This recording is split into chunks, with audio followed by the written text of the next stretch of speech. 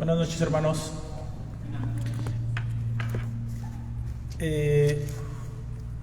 Seguimos con ese estudio de introducción a la Biblia. Es lo que estamos viendo ahorita jueves por las tardes. Y el libro que nos toca meditar el día de hoy es el libro de Nehemías. Y solamente, hermanos, para entrar en materia, esto no es un libro diferente de lo que hemos estado viendo de las últimas 3 semanas.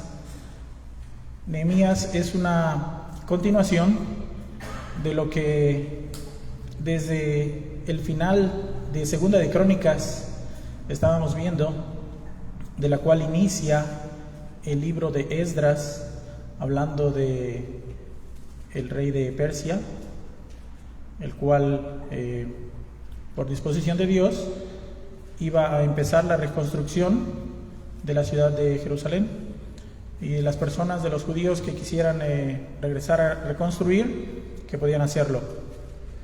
Y el libro de Esdras es la segunda ola de los exiliados que regresaron a la ciudad para seguir la reconstrucción.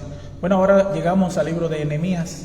Entonces, todo esto que hemos estado viendo las últimas 3 semanas, de lo cual inició nuestro pastor Carlos, y de ahí también Israel González nos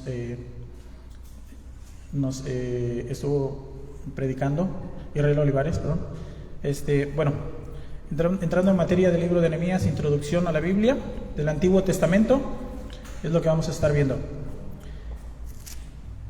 El título del libro es Nehemías, pero tanto en la Septuaginta como en la Vulgata Latina nombraron a este libro segundo Esdras. Aunque los dos libros de Esdras y Nehemías están separados, para nosotros en la mayoría de las Biblias en español es posible que en algún momento pudieran estar unidos formando un solo libro, como lo están en la actualidad en los textos hebreos. Eso es en cuanto al título. El autor del libro, nosotros lo tomamos que fue Esdras. ¿Y por qué decimos esto? Bueno, aunque gran parte de este libro fue claramente extraído de los diarios personales de Nehemías y escrito desde la perspectiva de Nehemías en primera persona, tanto en las traducciones judías como cristianas reconocen a Esdras como el autor, y esto está basado en evidencia externa de que Esdras y Nehemías eran originalmente un libro, como ya mencionamos, que se reflejan en la Septuaginta y la Vulgata Latina. También está basada en evidencia interna de un tema que se repite y dice: de la mano del Señor. Esdras lo menciona 6 veces, esa frase, de la mano del Señor, y Nehemías lo menciona 2 veces. Ese tema predomina tanto en Esdras como en Nehemías, y el papel del autor como un sacerdote escriba. Entonces, sabemos que como un escriba, Esdras tenía acceso a los archivos reales de Persia, los cuales explican la multitud de documentos administrativos que podemos ver en los 2 libros, especialmente en el libro de Esdras. Y cabe la pena mencionar que a muy pocas personas se les había permitido tener acceso directo a esos archivos del Imperio Persa. Nehemías, que su nombre significa el Señor consuela, es un famoso copero, quien en las Escrituras nunca aparece fuera de este libro. Y tal como en los libros de Esdras y Esther, titulados de acuerdo a sus contemporáneos, el libro de Nehemías, del cual estamos meditando, relata acontecimientos selectos de su liderazgo y fue titulado con su nombre.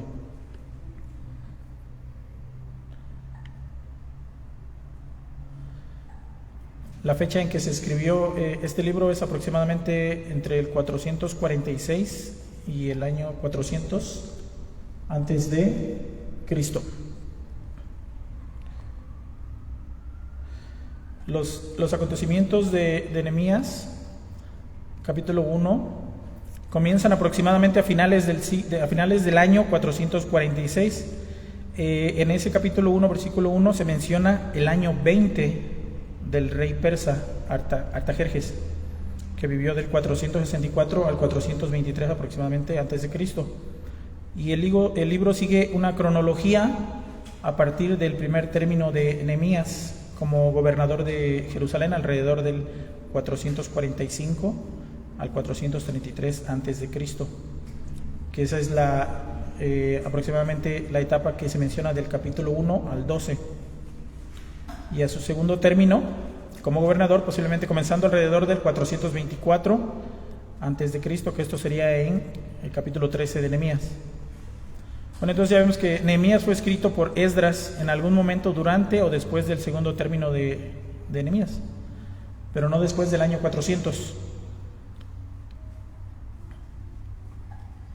El género literario de este libro es narrativo histórico.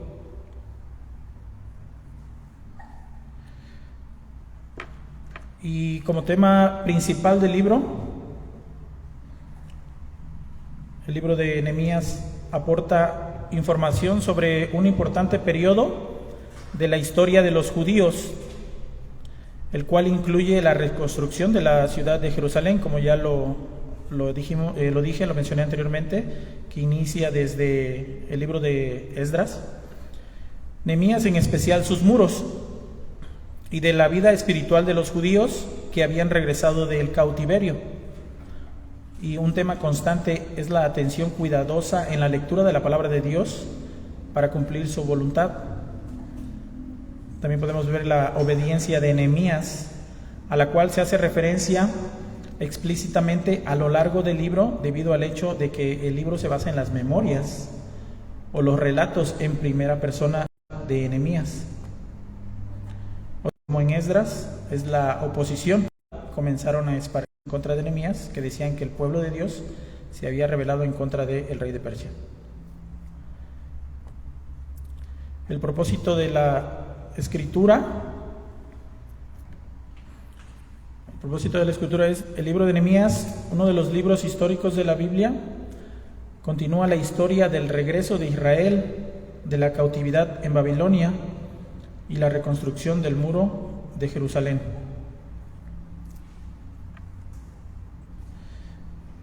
Hermanos, solamente para que nos demos una idea, le pedí a al hermano que mostrara un mapa de la región para que más o menos nos demos una idea de cómo era la situación geográfica en esos momentos.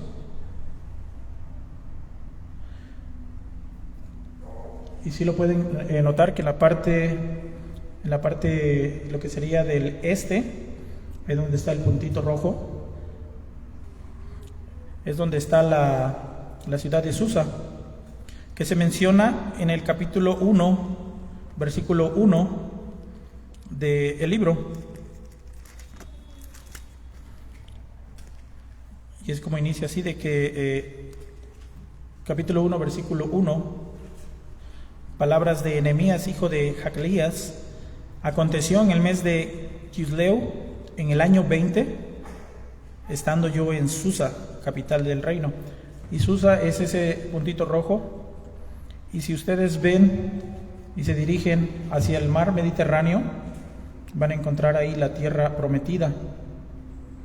Entonces, esa es la ubicación geográfica que el pueblo de Israel había estado recorriendo desde el inicio con Zorobabel y ahora con Esdras y después con Nehemías.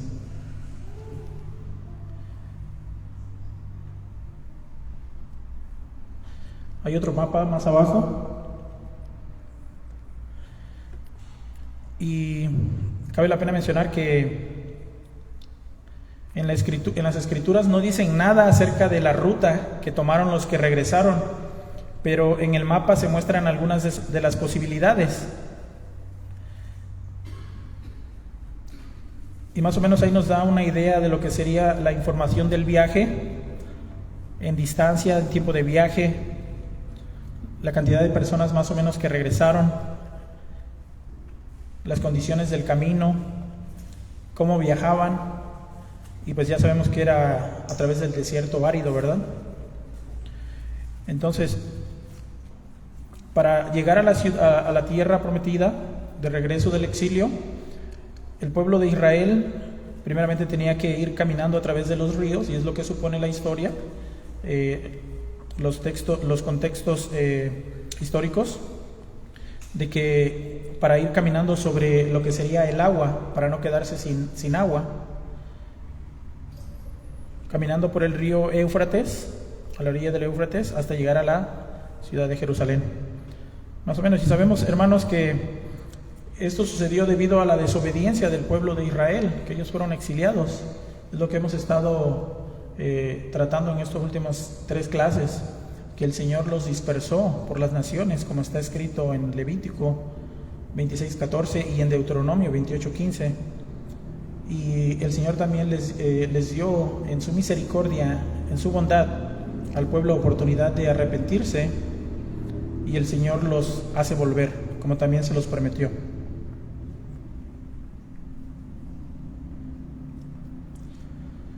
Bueno, viendo la estructura del libro,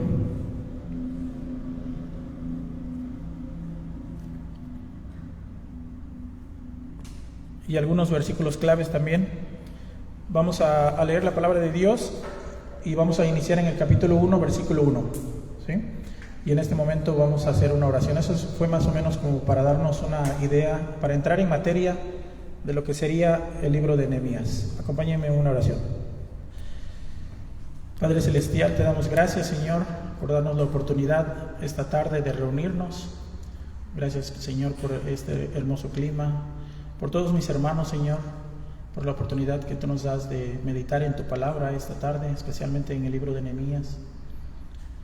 Guíame, Señor, nos ponemos delante de ti en estos momentos como personas pecadoras, Señor, justificados por esa obra maravillosa que tú llevaste a cabo en tu Hijo Jesucristo, nuestro Señor y Salvador. Que no salgan palabras falsas, falacias de mi boca, Señor, y si es así, corrígeme. Te damos gracias por ese amor tan grande que nos has mostrado en tu Hijo Jesús.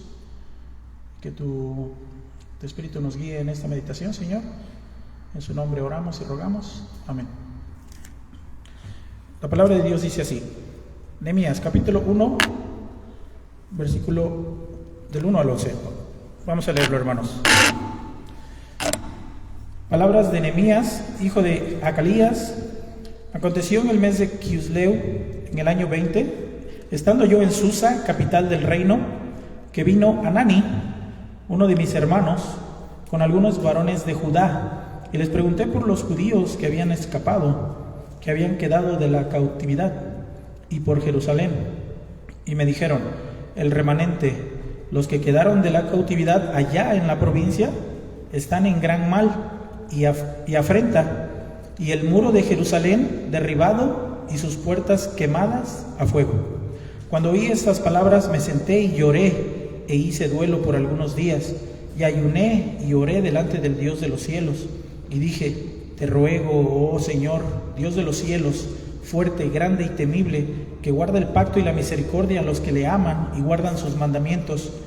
Esté ahora atento tu oído y abiertos tus ojos para oír la oración de tu siervo, que hago ahora delante de ti día y noche, por los hijos de Israel, tus siervos, y confieso los pecados de los hijos de Israel que hemos cometido contra ti. Sí, yo y la casa de mi padre hemos pecado, en extremo nos hemos corrompido contra ti, y no hemos guardado los mandamientos, estatutos y preceptos que diste a Moisés tu siervo.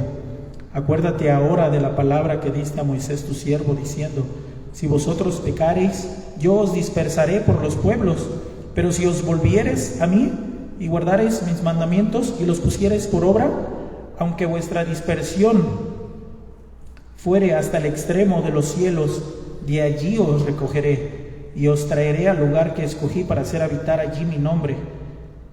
Ellos pues son tus siervos y tu pueblo, los cuales les redimiste con tu gran poder y con tu mano poderosa. Te ruego, oh Señor, esté ahora atento tu oído a la oración de tu siervo y a la oración de tus siervos, quienes desean reverenciar tu nombre.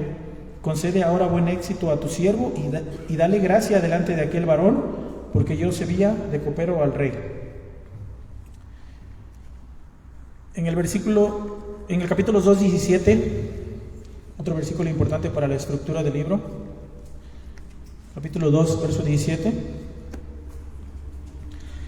Les dije pues, vosotros veis el mal en que estamos, que Jerusalén está desierta y sus puertas consumidas por el fuego.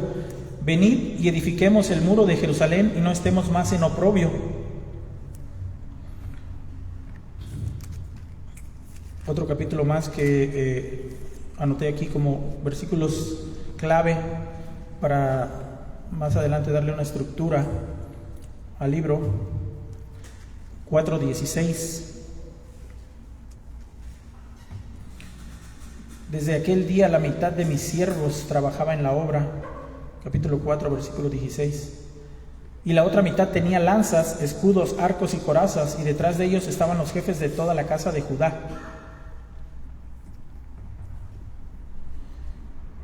Versículo 4:21, más adelante. Nosotros pues trabajábamos en la obra y la mitad de ellos tenían lanzas desde la subida del alba hasta que salían las estrellas. Y más adelante el capítulo 6:15 dice: fue terminado pues el muro el 25 del mes de Elul en 52 días. Bueno, yo puse esos versículos como claves para darle una estructura a la siguiente diapositiva, donde presentamos esa estructura. Como ya leímos ahorita en el capítulo 1, del 1 al 11, la oración de Nehemías por Jerusalén. Es ahí donde empieza la historia. Nehemías se encuentra ahí en esa ciudad que ya les mostré en el mapa, en Susa. Llegan unas personas de ahí, de la capital de la tierra de Jerusalén, y él se entera de la situación que estaba pasando en Jerusalén, donde la ciudad estaba destrozada, los muros estaban caídos, y entonces él levanta esa oración a Dios,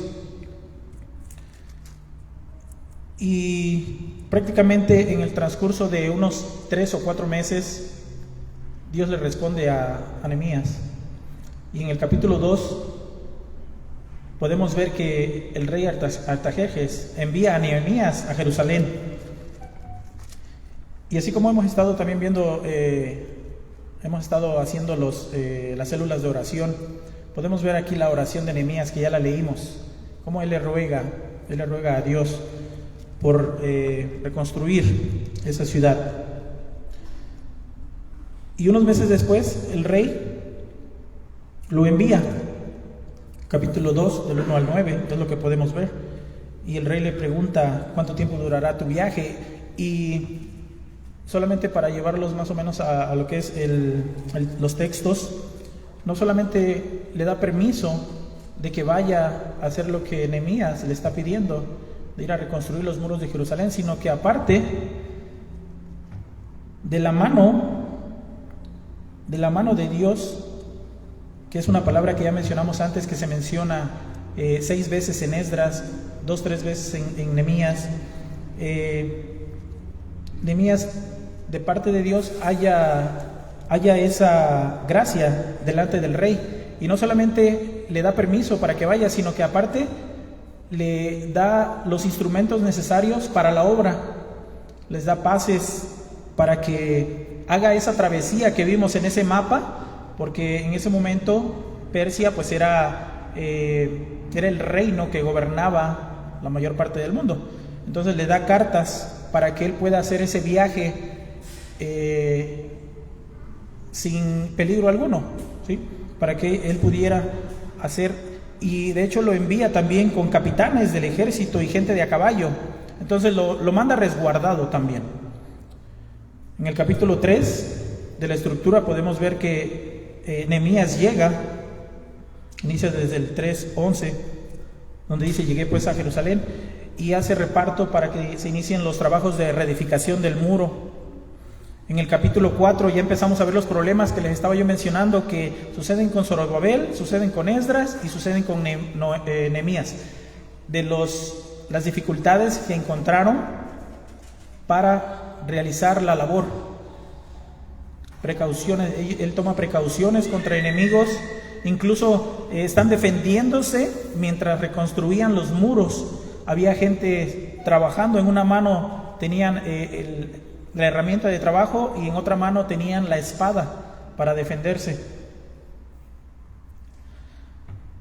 También en el capítulo 5 y 6 vemos que Nehemías se entera de todas las cosas que el pueblo está haciendo mal, que los mismos judíos le están cobrando a sus hermanos judíos usura por dinero que ellos habían prestado, que les habían prestado para poder sobrevivir.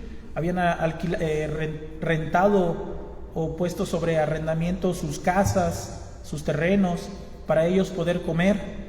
Y Nehemías observa esto y se enfurece, se enoja, porque los hermanos están prácticamente poniendo una carga sobre sus propios hermanos, cobrándoles usura. Entonces él abolió la usura entre el pueblo.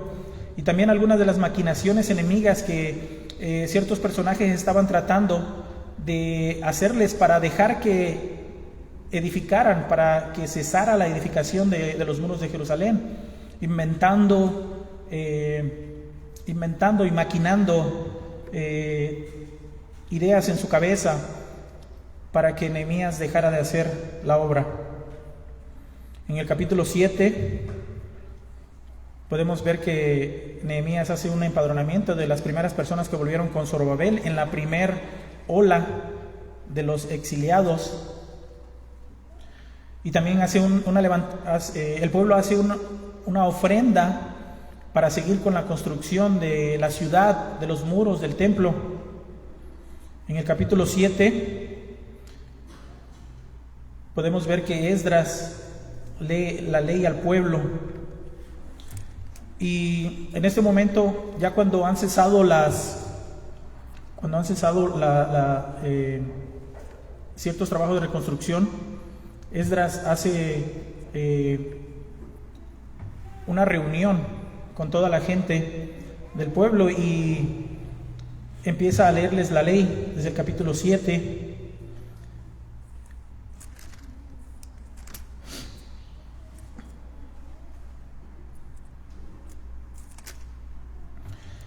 En el capítulo 9 podemos ver que Esdras confiesa los pecados de Israel.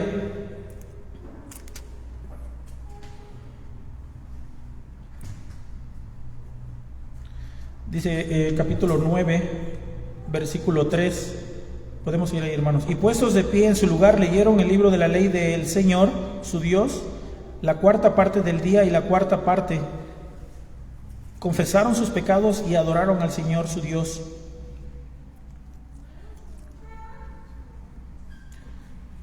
Capítulo 9, versículo 5, en la parte última dice: levantaos, bendecid al Señor vuestro Dios, desde la eternidad hasta la eternidad, y bendígase el nombre tuyo, glorioso y alto, sobre toda bendición y alabanza.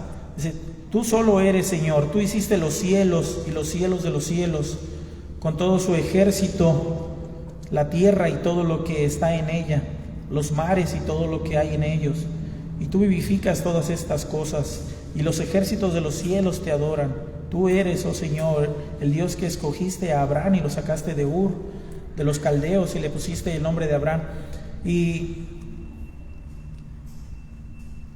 Esdras continúa leyendo el libro de la ley desde la madrugada hasta el amanecer, durante horas, y hay un avivamiento por parte del pueblo, y en ese momento hay una renovación del pacto, después de confesar los pecados del pueblo de Israel. Y en el capítulo 9, verso 38, el pueblo hace un pacto, hace una promesa, donde dice: a causa pues de todo esto, nosotros hacemos fiel promesa y la escribimos, firmada por nuestros príncipes, por nuestros levitas y por nuestros sacerdotes. Hay una renovación del pacto por parte del pueblo de guardar la ley. Un nuevo pacto para llevar a cabo en obediencia la ley de Moisés que en esos momentos estaban leyendo. En el capítulo 11 de este libro también hay un reasentamiento en Jerusalén del pueblo que fue escogido para habitar en la ciudad. Capítulo 12, versículo 27, dedicación del muro. Dice, para la dedicación del muro de Jerusalén buscaron a los levitas de todos sus lugares para traerlos a Jerusalén, para hacer la dedicación y la fiesta con alabanzas y con cánticos, con címbalos, salterios y citaras. El trabajo estaba terminado en 52 días. Y en el capítulo 13 podemos ver que hay ciertas reformas en el pueblo después de que se han dado cuenta de que ellos han estado fallando.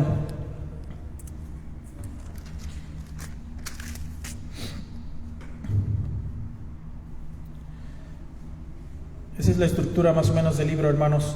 El carácter de Dios en Nehemías.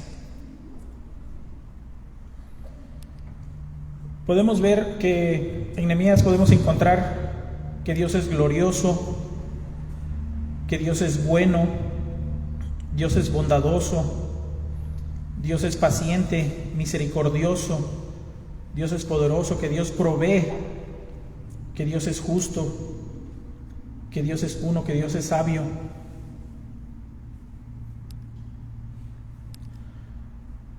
Los temas teológicos que podemos encontrar en el libro de Nehemías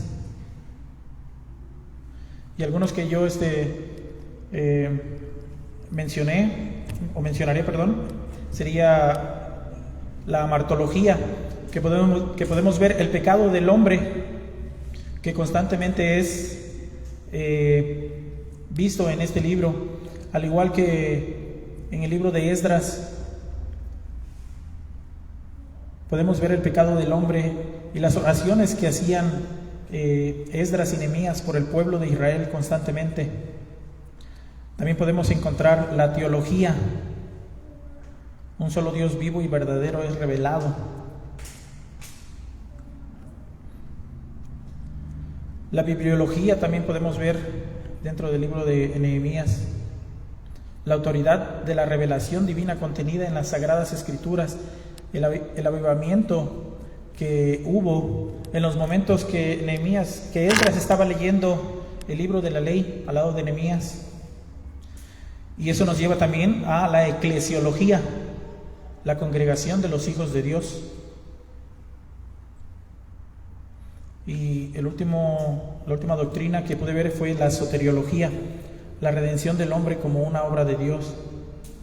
Cuando el sacerdote Esdras estaba leyendo el libro de la ley de Moisés, ellos también se entristecieron. Había tristeza en ellos. Algunos lloraban y ellos lo consolaron.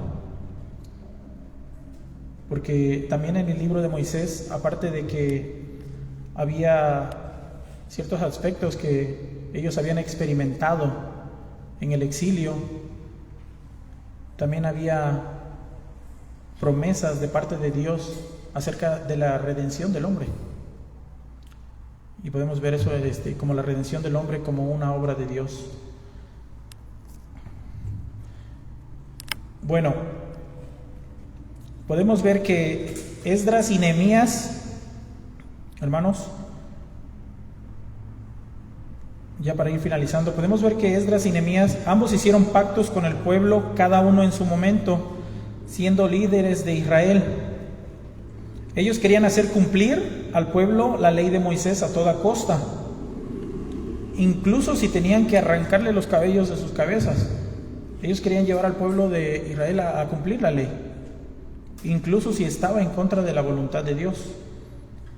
Y podemos ver en Esdras, y esto ya lo vimos la semana pasada, Esdras 10:3, donde dice: ahora pues hagamos pacto con nuestro Dios, que despediremos a todas las mujeres y a los nacidos de ellas, según el consejo de mi Señor, y de los que temen el mandamiento de nuestro Dios, y hágase conforme a la ley.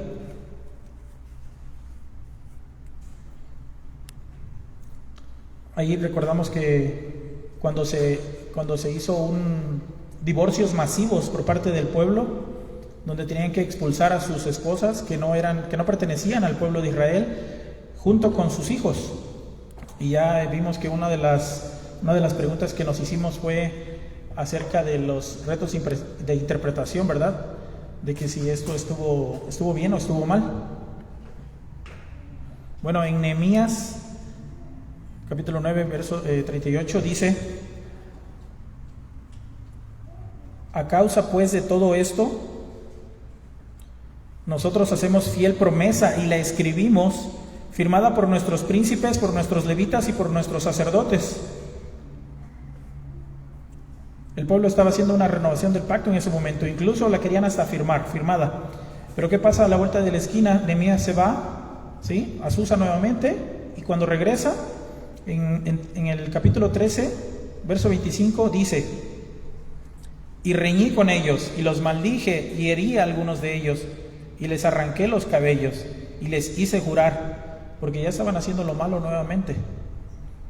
Entonces vemos que en su tiempo, como lo mencioné, Esdras y Nehemías, ambos hicieron pactos con el pueblo, cada uno cuando estaba en su líder como momento, cuando estaba siendo un líder. Ellos querían hacer cumplir al pueblo la ley. Bueno, ambos Esdras y Nehemías muestran que aunque el pueblo de Israel se había comprometido a obedecer la ley haciendo pactos y juramentos por escrito, terminaban fallando. Aunque ya estaban de regreso en la tierra prometida, que es una prefiguración del reino, sus acciones no lo demostraban.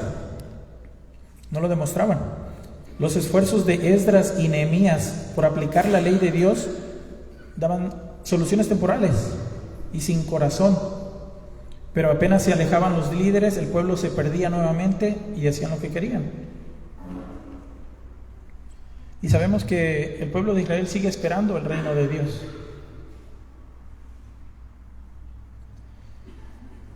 Y para concluir, hermanos,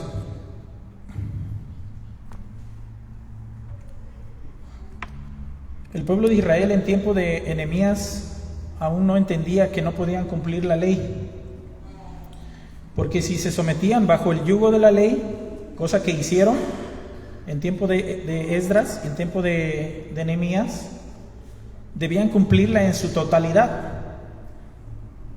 Y la revelación de Cristo en Santiago 2:10, ¿qué nos dice?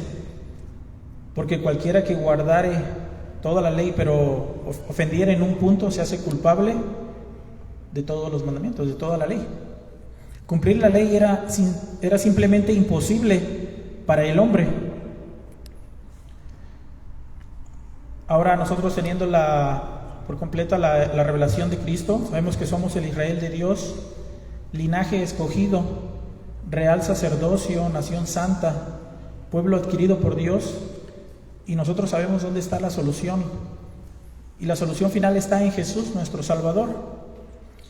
Nosotros no debemos de poner nuestra confianza en la ley de Moisés para entrar al reino de los cielos, sino la fe que es en Cristo Jesús. Porque ya sabemos, como está escrito en Romanos 3, 20 y 26.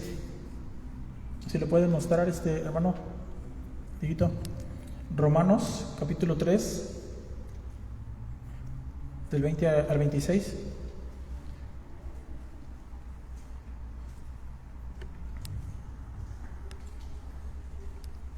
Dice que por las obras de la ley ningún ser humano será justificado delante de él. Estamos hablando de Cristo, por supuesto.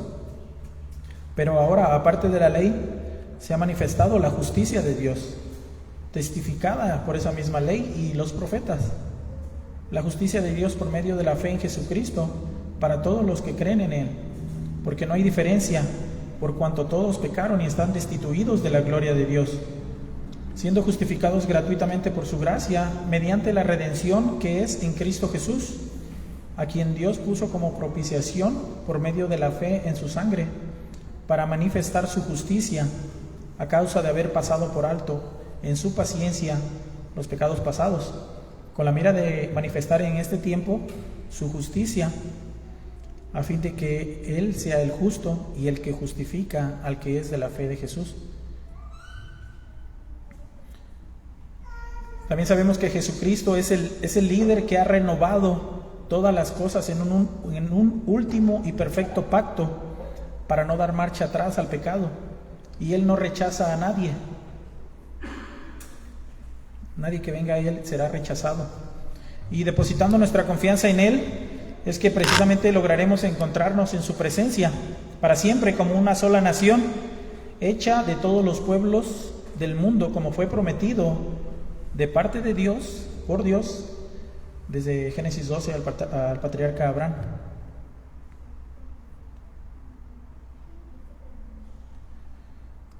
En Hebreos 4:14 nos dice: por tanto, teniendo un gran sumo sacerdote que traspasó los cielos, Jesús, el Hijo de Dios, retengamos nuestra profesión, porque no tenemos un sumo sacerdote que no pueda compadecerse de nuestras debilidades, sino que uno que fue tentado en todo según nuestra semejanza, pero sin pecado. Acerquémonos pues confiadamente al trono de la gracia para alcanzar misericordia y hallar gracia para el oportuno socorro. Y más adelante, ahí en Hebreos 9:15, dice: así que por eso es mediador de un nuevo pacto, para que interviniendo muerte para la remisión de las transgresiones que había bajo el primer pacto, los llamados reciban la promesa de la herencia eterna. Ese es un pacto perfecto por parte de Dios en Cristo Jesús. Y por último, hermanos, Romanos 5:1 nos dice que justificados pues por la fe, tenemos paz para con Dios por medio de nuestro Señor Jesucristo. Hagamos una oración, hermanos. Padre, te damos gracias por tu palabra, por tu misericordia, porque tú has hecho nuevas todas las cosas en Cristo Jesús, nuestro Señor y Salvador. Sabemos, Señor, que ningún hombre será justificado por cumplir la ley, porque eso es imposible en el corazón del hombre. Pero tú, Señor, nos has hecho herederos de ese trono celestial, de ese reino celestial, Señor, de ese reino celestial que está guardado en tu Hijo Jesucristo. Te damos gracias, Señor, por esa obra maravillosa que tú hiciste en Él, y ahora justificados por Él, Señor, tenemos paz para contigo. Te damos gracias en Cristo Jesús. Amén.